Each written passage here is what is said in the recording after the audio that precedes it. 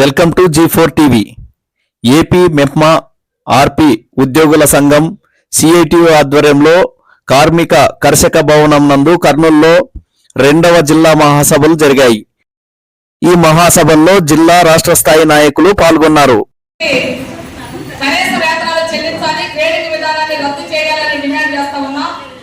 20 ఏళ్లుగా పనిచేస్తున్నటువంటి ఆర్పీలకి ఈ రోజుకి ప్రభుత్వం వాళ్ళని కార్మికులుగా గుర్తించే పని, కనీస వేతనాలు చెల్లించేటటువంటి పని చేయడం లేదు.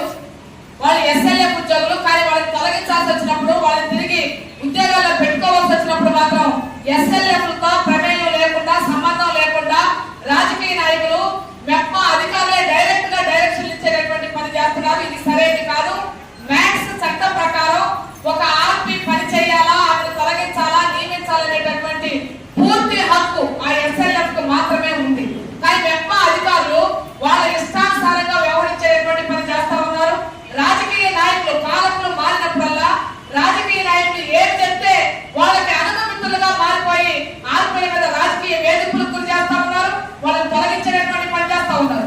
అవినీతికి పాల్పడినటువంటి వాళ్ళని ఉద్యోగాల నుంచి తొలగించినప్పుడు, మళ్ళా పార్టీ మారినప్పుడు, పాలకులు మారినప్పుడు మళ్ళా వాళ్ళని తీసుకొచ్చి ఆర్పీలుగా నియమించేటటువంటి పని చేస్తున్నారు. ఇది సరైనది కాదు.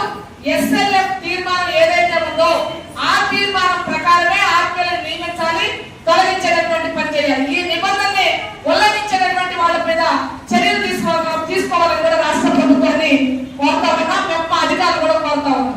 అలాగే ఈ రోజు అనేక మంది డిగ్రీలు, పీజీలు చేసినటువంటి వాళ్ళు కూడా ఆర్పీలుగా పనిచేస్తా ఉన్నారు. ఒకవైపు నిరుద్యోగం పెరుగుతా ఉంది, చేయడానికి పని లేక, గత్యంతరం లేక ఆర్పీలుగా పనిచేస్తున్నటువంటి వాళ్ళు ఉన్నారు. వాళ్ళకి సీఓలుగా ప్రమోషన్ సౌకర్యం కల్పించాలి.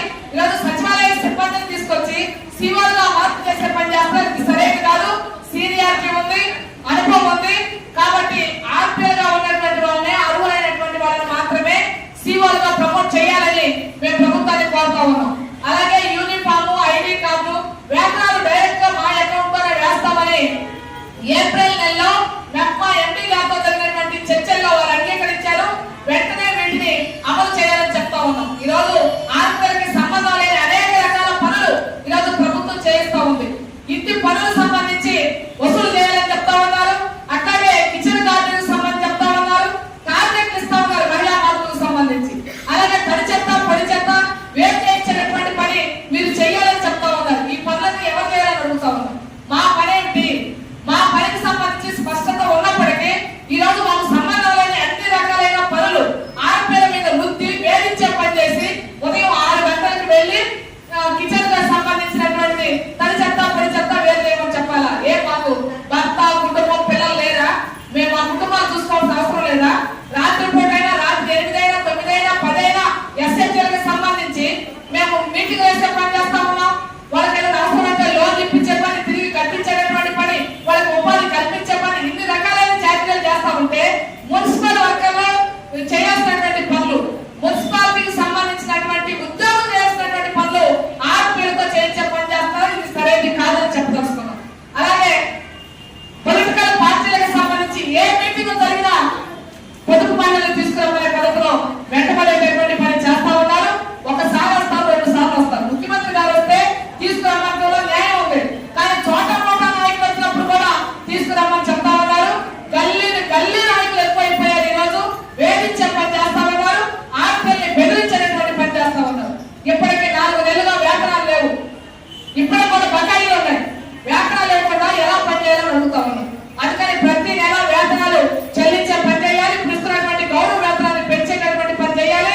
ఎస్ఎల్ఎఫ్ నుంచి 2000 రూపాయలు ఈ రోజు సీఓలు, సీఎంఎం తీసుకోవడం లేదు, ఊరుకోవడం లేదు. కాబట్టి వాళ్ళకి చట్ట ప్రకారం ఏదైతే జీవో ఉందో ఆ జీవో ప్రకారం 2000 రూపాయలు తీసుకునేలా కూడా ప్రభుత్వం చర్యలు తీసుకోవాలని కోరుతా ఉన్నాం. రాబోయే కాలంలో ఆర్పీల సమస్యల పరిష్కారం కోసం, వేతనాల పెంపు కోసం, హెచ్ఆర్ పాలసీ అమలు కోసం రాష్ట్ర వ్యాప్తంగా పెద్ద ఎత్తున ఆందోళన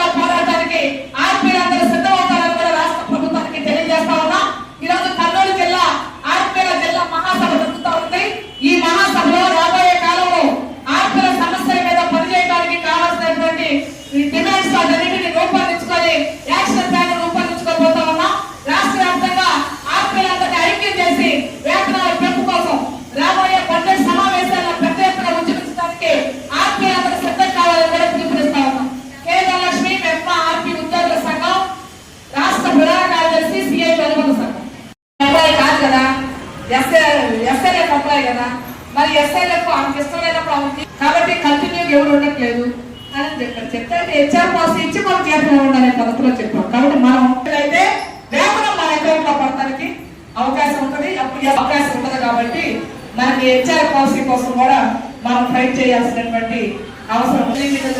జనాలు పోతే వాళ్ళ రెగ్యులర్ గా ఉండేది, కానీ మీకు టార్గెట్స్ ఇస్తే మాత్రం చెప్పండి. మహిళా మార్పుల సంఘం కూడా అన్ని దృష్టికి తీసుకెళ్దాం. రండి ఎవరో